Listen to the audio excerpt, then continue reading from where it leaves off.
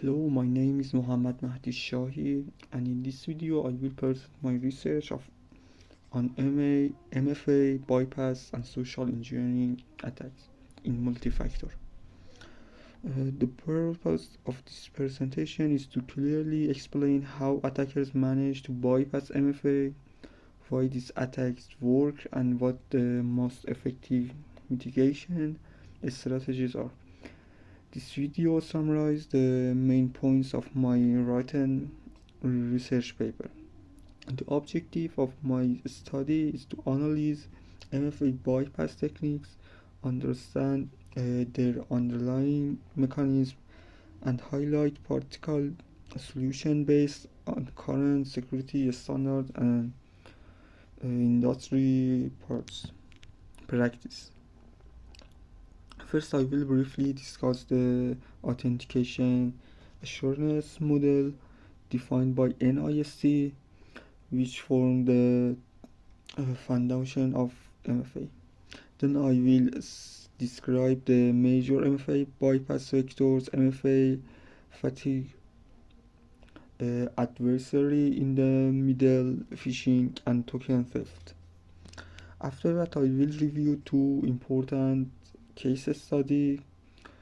Finally, I will present mitigation strategy, and at the end provide a short conclusion and recommendation.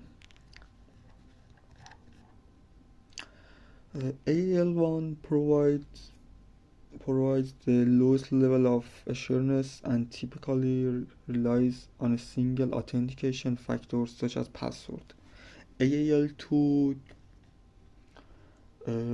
which is the basis for multi-factor authentication, requires proof of position and control of two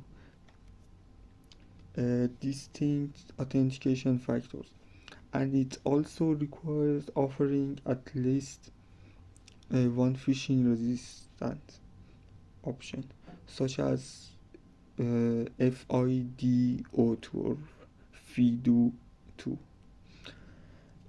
AAL3 is the highest level using non-exportable cryptographic key and public keys protocol to provide very strong protection for sensitive environments.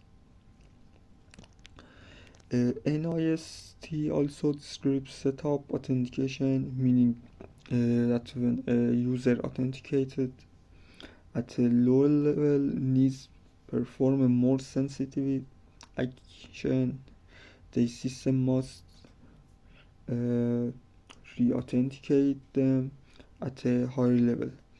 This framework helps explain why MFA is necessary and also why it sometimes fails in practice.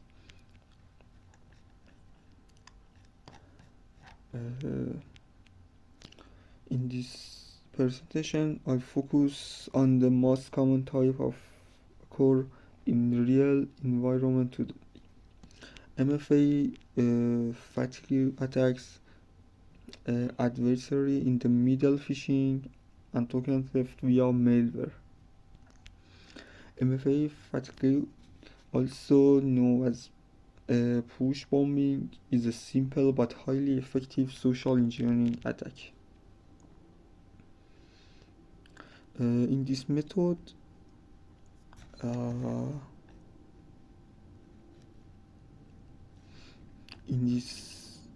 the attacker repeatedly triggers MFA push notification on the victim's device.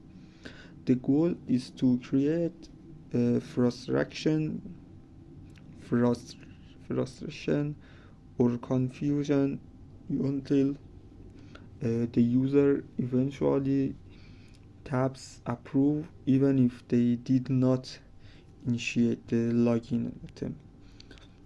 And this type of attack does not break any technical control, instead it takes advantage of human behavior.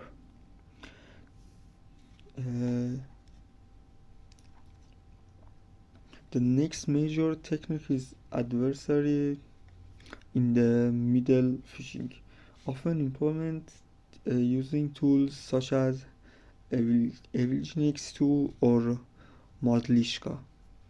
In this attack, the attacker set up proxy server that sits between the victim and the real login page.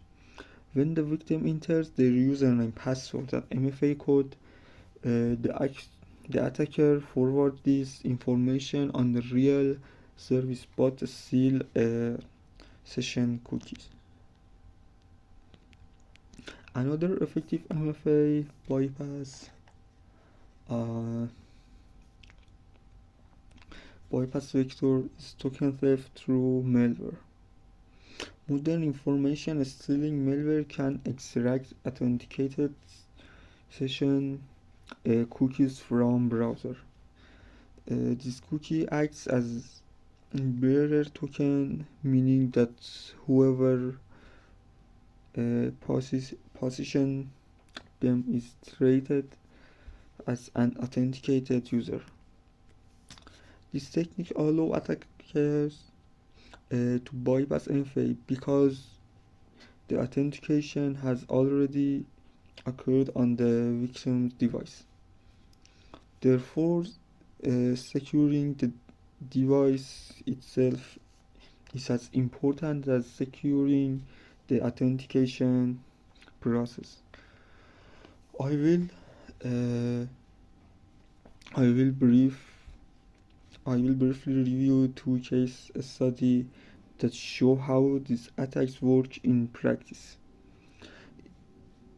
In the over breach, the attacker used repeated MFA push notification combined with a social engineering message. After many attempts, the user accepted notification, which allowed the attacker to enter the system and move laterally. In the Twitter incident, attackers used target spearing, phishing, and phone-based social engineering to trick employees into giving up their credentials. This gave them access to internal administrative tools. In both cases, the attackers did not break encryption or bypass technical controls. Instead, they exploited human behavior. Now I will discuss the most effective mitigation strategy. The first and strongest solution is FIDO2 and web authentication. These methods use public key cryptography and the private key never leaves the user's device. This makes AiTM phishing extremely difficult because authentication is tied to the real website's domain. The second strategy is implement conditional access policies. This policy evaluates device health, location, user risk, and other contextual signals before granting access. This prevents attackers from logging in even if they have a valid credential or token.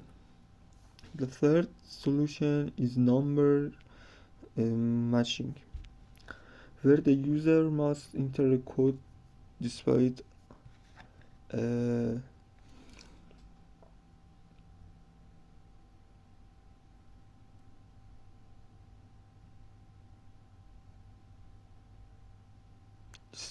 on the login screen into their authenticator app.